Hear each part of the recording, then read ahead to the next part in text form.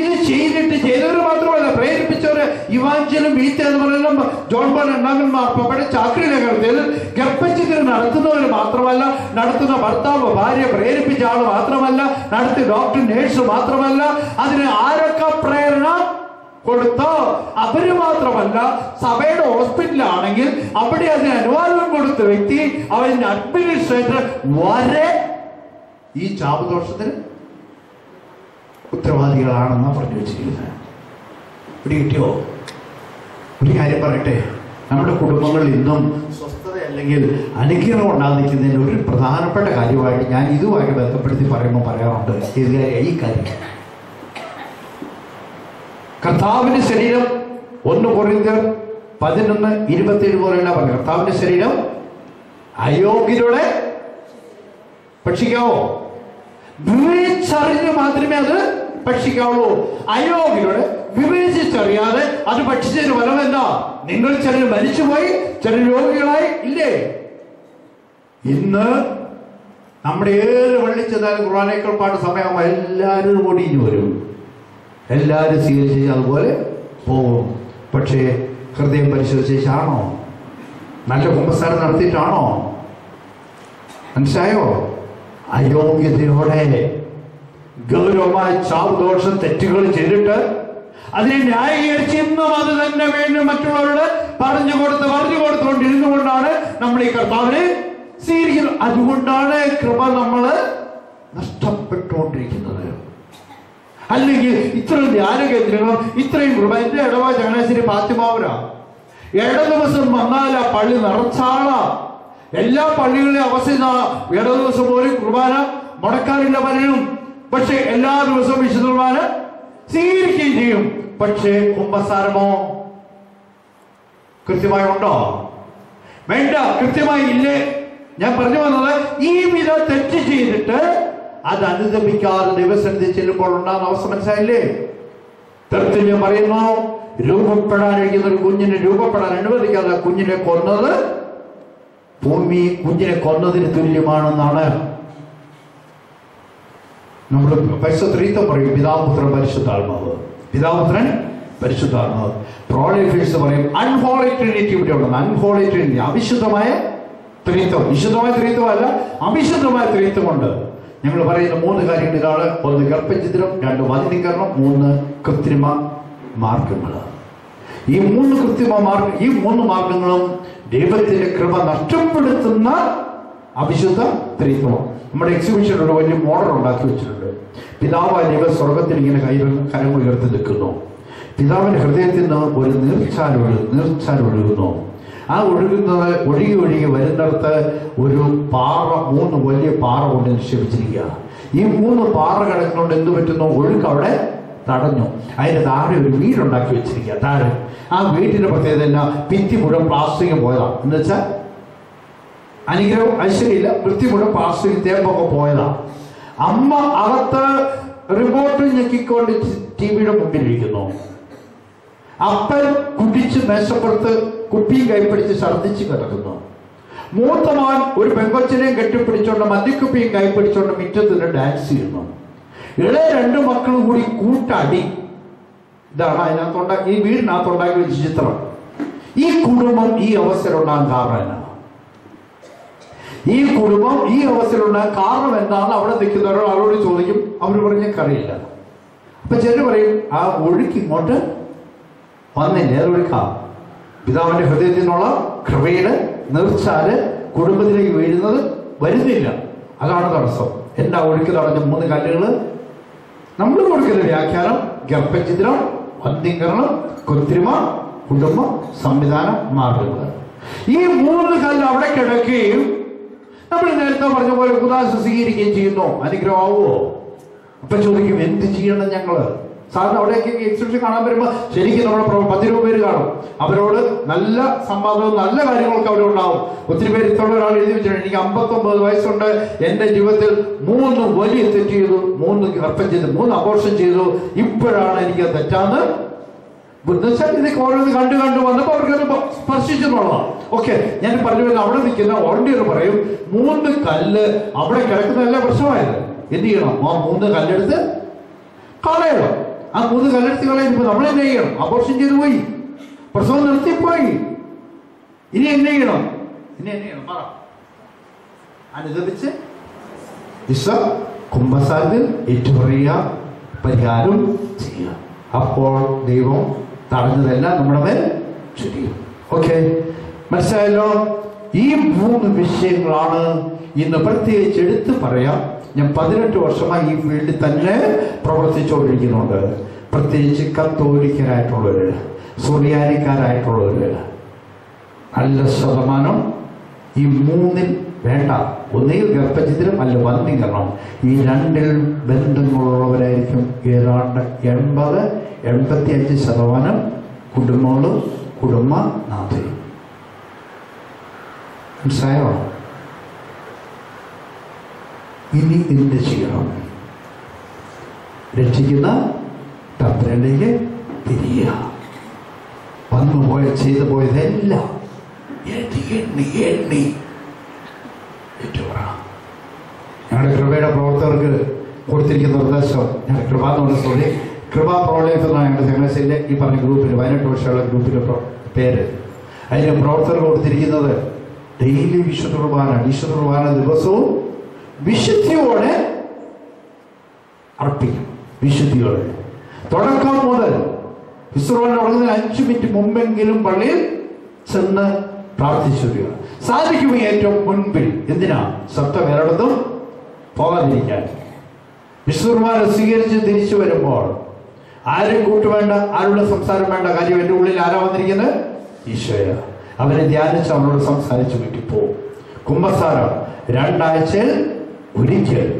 ഞങ്ങളുടെ ഇടയ്ക്കിടയ്ക്ക് മാസം 2-3 മാസം കൂടുമ്പോൾ പ്രവർത്തകരെല്ലാം വിളിച്ചുകൂട്ടി നന്നായിട്ട് അനുദപിപ്പിച്ച് കുംഭസാരം 3-4-5 അച്ഛന്മാരെ കൊണ്ടുവന്ന് കുംഭസാരം പതിവായിട്ട്. അവിടെ വേറെ പ്രോഗ്രാം ഇല്ല.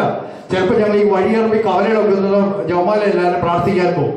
10 കഴിഞ്ഞ ഒക്ടോബർ 27-ാം തീയതി ചങ്ങനാശ്ശേരി ചുറ്റുപാടുള്ള 16 കവലകളിൽ 12 പേര് വീതം രാവിലെ 1.5 മണിക്കൂർ റോഡ് സൈഡിൽ നിന്ന് പ്ലാക്കാർഡും പിടിച്ച് ജോമാല ഇല്ലുക. മുദ്രാവാക്യമൊന്നുമില്ല. ഇത് പ്ലാക്കാർഡും കാര്യങ്ങളുണ്ട്. അത് പിടിച്ച് ജോമാല എഴുതിക്കൊണ്ടിരിക്കുക. ആ ജോമാല ചെല്ലുന്നതിന് മുമ്പ് ഈ 140 പേരെയും പള്ളി 2 ദിവസം വിളിച്ചു വരുത്തി അനുദപിച്ച് കുമ്പസാരിച്ച് വിശുദ്ധ കുർബാന സ്വീകരിച്ചിട്ടാണ് അവർക്ക് പ്ലാക്കാർഡും ജോമാലയും കൊടുത്ത് നമ്മളവിടെ വിടുന്നത്. കാരണം ഇത് വെറുതെ സോഷ്യൽ വർക്കല്ല, നമ്മൾ പറയുന്ന സാമൂഹ്യ പ്രവർത്തനമല്ല, ആത്മീയ ശുശ്രൂഷയാണ്. അത് ചെയ്യുമ്പോൾ ഫലമുണ്ടാവണമെങ്കിൽ വിശുദ്ധിയോടെ അത് ചെയ്യണം. കുമ്പസാരവും കുർബാനയും അതുപോലുള്ള കാര്യങ്ങൾ, ഉപവാസങ്ങൾ ഒന്നും ഒരു വിട്ടുവീഴ്ച പാടില്ല എന്ന് പറഞ്ഞു കൊടുത്തോണ്ട് ആ ഗ്രൂപ്പിനെ കൊണ്ടുപോകുന്നത്.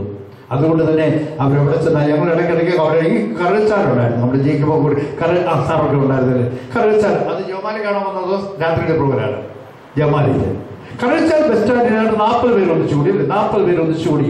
കൃപയിൽ ഈ പറഞ്ഞ ഞാൻ പറഞ്ഞില്ല 14 സെന്ററിൽ നിന്ന് അതിലൊരു സെന്റർ കരൾച്ചാൽ ബസ് സ്റ്റാൻഡായിരുന്നു.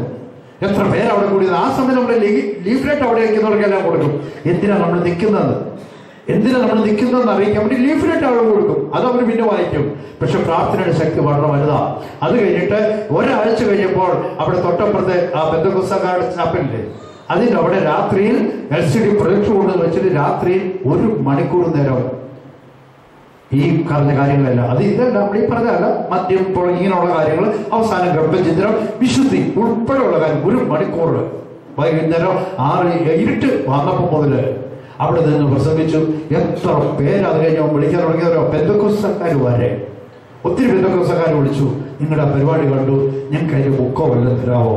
ഞാൻ പറഞ്ഞോണ്ട് എന്നെ വേണേ കൊടുക്കാൻ കാര്യമില്ല. ചോദിക്കുന്നതിന് അവർ വേറെ ആൾക്ക് പറഞ്ഞു കൊടുക്കാതെ എത്ര വേണേ തരാം. അപ്പൊ CD ഉണ്ട്, തരാം, കൊണ്ട് കാണിക്കട്ടെ, ആരാണെങ്കിലും കാണിക്കട്ടെ, ജീവന്റെ വിലയിൽ നിന്ന് മനസ്സിലാക്കട്ടെ.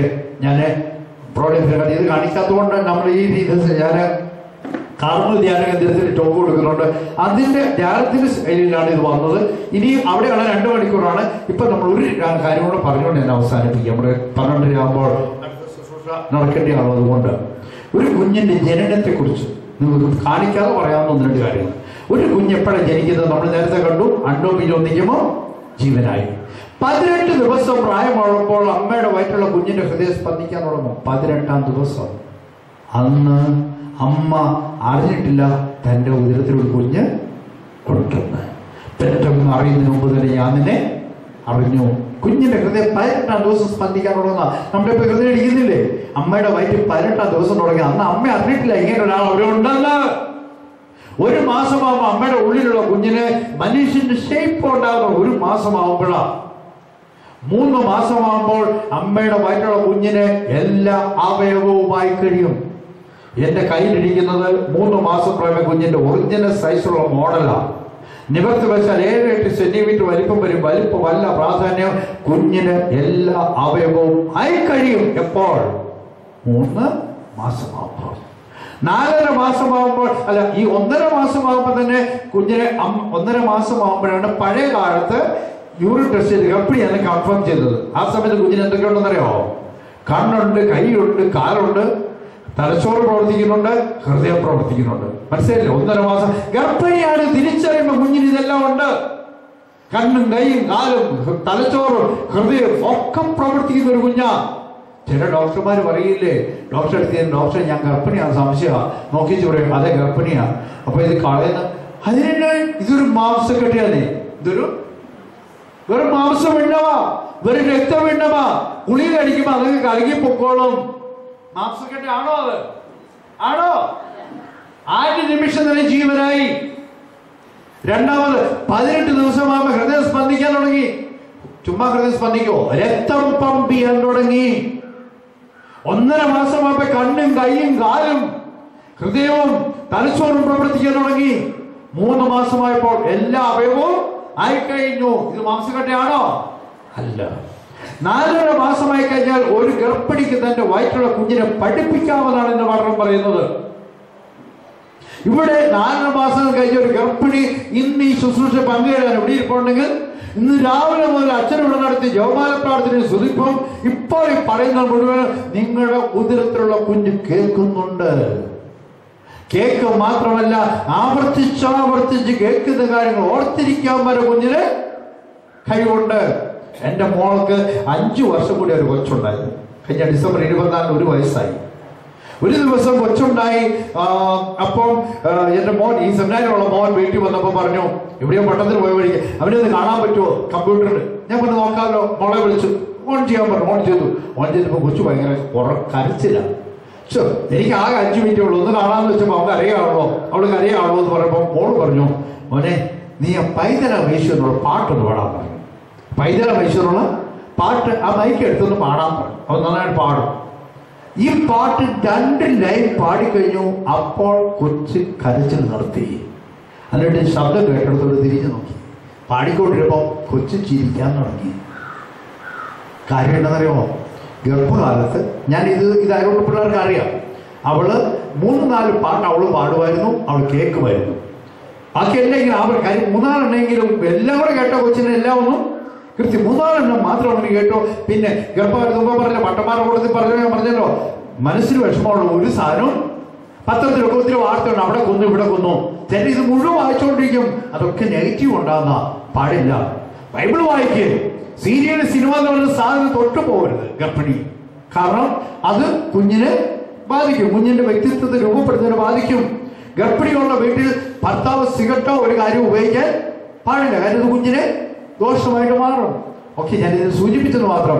ഈ 4.5 മാസം കഴിയുമ്പോൾ മുതൽ കുഞ്ഞെല്ലാം കേൾക്കും. കേൾക്കുക മാത്രമല്ല, കേട്ടത് ഓർത്തിരിക്കാൻ ആവർത്തിച്ച് കേൾക്കുന്ന കാര്യമാണെങ്കിൽ ഓർത്തിരിക്കാൻ കുഞ്ഞിന് കഴിവുണ്ട്. മനസ്സിലായില്ലേ? ഇത് മാംസക്കട്ടയാണോ? അപ്പോഴാണ് ഇന്ത്യ ഗവൺമെന്റ് MTP ആയിട്ട് പറയുന്ന നിയമമുണ്ട്. 1971 കൊണ്ടുവന്ന 5 മാസം വരെയുള്ള കുഞ്ഞിനെ ജീവിക്കാൻ പറ്റത്തില്ല, അതിനെ നശിപ്പിച്ചോളാം.